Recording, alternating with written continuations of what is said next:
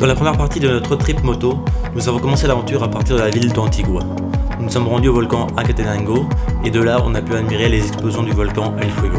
C'est un spectacle qui, malgré l'effort de l'ascension, est absolument fabuleux. À peine redescendus, nous avons rejoint les motos et nous avons été au lac Atitlan pour aller à la ville de Panajachel. Enfin, pour un peu d'authenticité, nous avons été à Huehuetenango, une ville sans attrait particulier, mais avec une proximité de la vie quotidienne vraiment appréciée. Et maintenant, je t'invite à préparer tes affaires. Je t'amène avec moi continuer de découvrir le Guatemala à moto. Allez, embarque!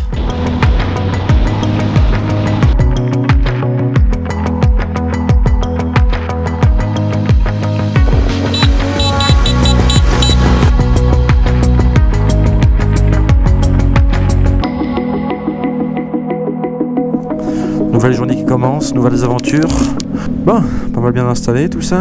Ok, on va pousser un peu la moto parce qu'elle fait du bruit.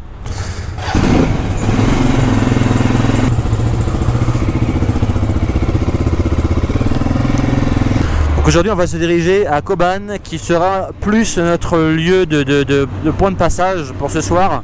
Et si la forme est là, on va aller jusqu'à Lankin pour aller à Semuc Cempey.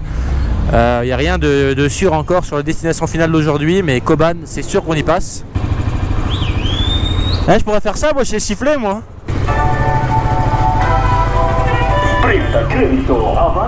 Il y a du monde, hein. C'est très coloré, c'est vraiment beau. En tout cas, moi, j'aime ça, moi, les murs de couleur orange, verte, bleu, rouge. Alors, à Huehuetenango, on n'a pas grande visite à faire du moins touristique. C'est une ville qui est très concentrée et très vivante. Et moi j'aime ça d'avoir un peu le pouls du pays. C'est vraiment agréable. On ne se fait pas achaler comme d'autres endroits, notamment à Panajachel. Alors pour aller à Coban depuis Huehuetenango, on a environ 5 heures et quart de route. Il y a seulement 160 km. C'est là qu'on se dit que les temps et les distances ont aucune corrélation. C'est-à-dire que là, globalement, la vitesse moyenne va être en dessous de 40 km/h, ce qui est très faible.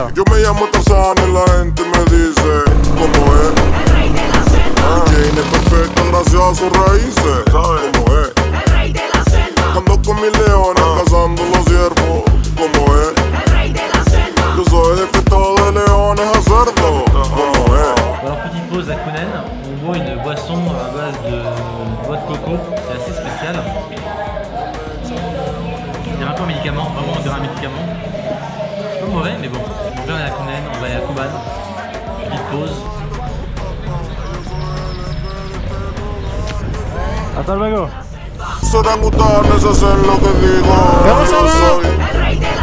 Que con la púa me dicen el tiro viejo. Yo soy que al lado de los malos no me dan un brinco. Yo soy que con mi fodeo nunca yo me rindo. Yo soy marmalada de banana para ella. Le sirve mucho porque ella está muy bella. Se ve más linda, se ve más bella. Finalement nous n'allons pas à Coban, du moins on est passé à Coban mais on ne s'arrête pas. Parce que il n'y avait pas trop d'intérêt et le but était d'aller surtout à Semuc Cempey. Et là on vient de quitter la route et là on a une belle piste et c'est pas mal glissant donc on va pouvoir jouer un petit peu.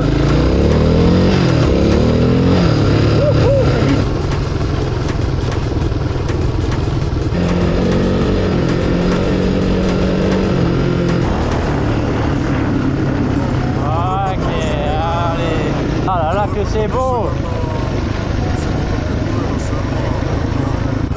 Regardez là-bas comme c'est beau avec les différents contrastes, c'est magnifique. J'adore ça.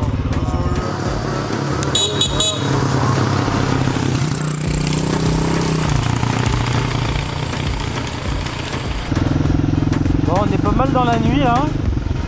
Bon on s'en rapproche, il est 6h15. La piste se finit bientôt. Bon, on arrive à Lankin. Alors ça y est, enfin, après 7 heures de route Google, soit 9 heures de route réelle, nous voici enfin arrivés à Lankin, notre étape pour aller demain matin à Semuc Cempey. Aujourd'hui a été une journée assez éprouvante puisque nous avons eu toutes les conditions météorologiques possibles, de la pluie, du vent, du froid, du soleil, du chaud. C'était assez intense.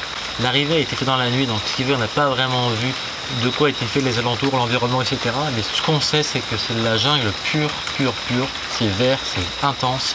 Donc j'ai vraiment hâte de voir ce que ça va être demain. Et aussi de découvrir Semouk Champey parce que c'est l'attraction du coin. 3, 2, 1.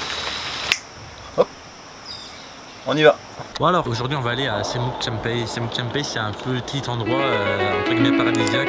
On va à la découverte de Semouk Champey.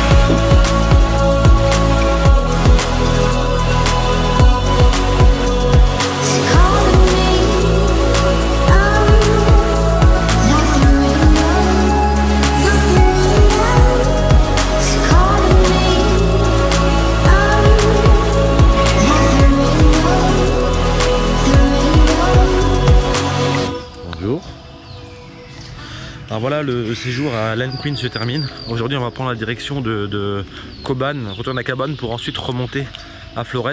Flores qui est une petite ville située sur un lac. Et pour aller par la suite à Tikal, une ancienne cité maya. Aujourd'hui on a environ 7h30 de route encore qui nous attendent, ça va être une grosse journée. On a de la piste à faire et je pense qu'elle ne sera pas si mouillée que ça. Donc vu qu'on a de la piste en montée, ça va être plus facile à rouler.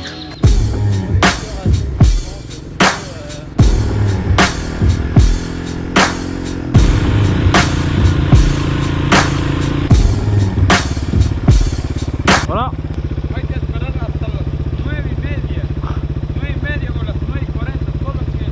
Bon, après c'est parti, 3 km de fait je pense, et on est déjà arrêté à cause des travaux, donc on doit attendre environ 1 heure. En fait on sait même pas combien de temps qu'on va attendre, donc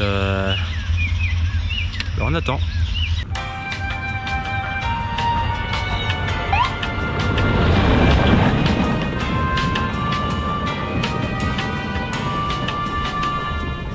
Oh. Ça y est, on peut enfin y aller.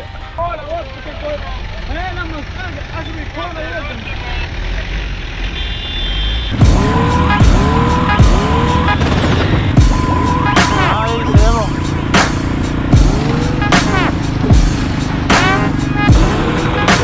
Ouais.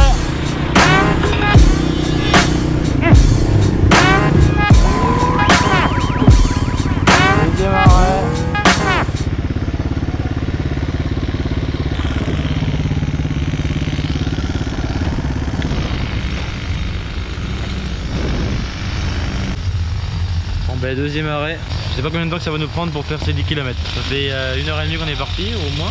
Faites patient, on fait avec. Bon, alors après environ une vingtaine de minutes d'arrêt, on va repartir.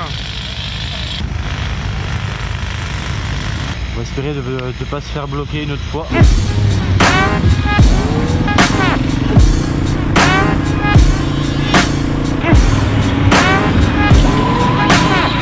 Alors on a pas mal quitté la région de Semouk Champey. Je dirais que ça fait environ 3 heures qu'on roule. Et là il nous reste 3 heures de route pour aller rejoindre la ville de Flores qui est à environ 160 km encore. On a quitté clairement la montagne. On est beaucoup plus bas en altitude. Il fait beaucoup plus chaud aussi. Donc on va être juste pour arriver avant le coucher du soleil ce soir.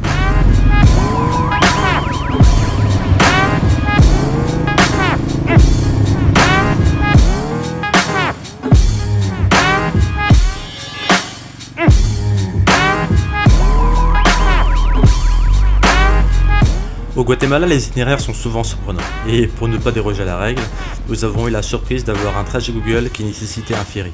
J'ai vérifié dans l'application, et pourtant il n'y avait pas d'option aventure dans le choix du trajet. Et pourtant, quelques kilomètres plus loin, nous avons compris ce que ce trajet avec ferry voulait dire. En fait, il s'agissait plutôt d'une petite lancha, d'une petite barque, plutôt que d'un gros bateau. En moyennant 5 quetzals, soit environ 3/4 de $, et après 2 minutes de traversée, on a finalement atteint la rive opposée. Y a pas à dire, plus local que ça, c'est pas possible. Flores n'était plus qu'à quelques kilomètres de nous.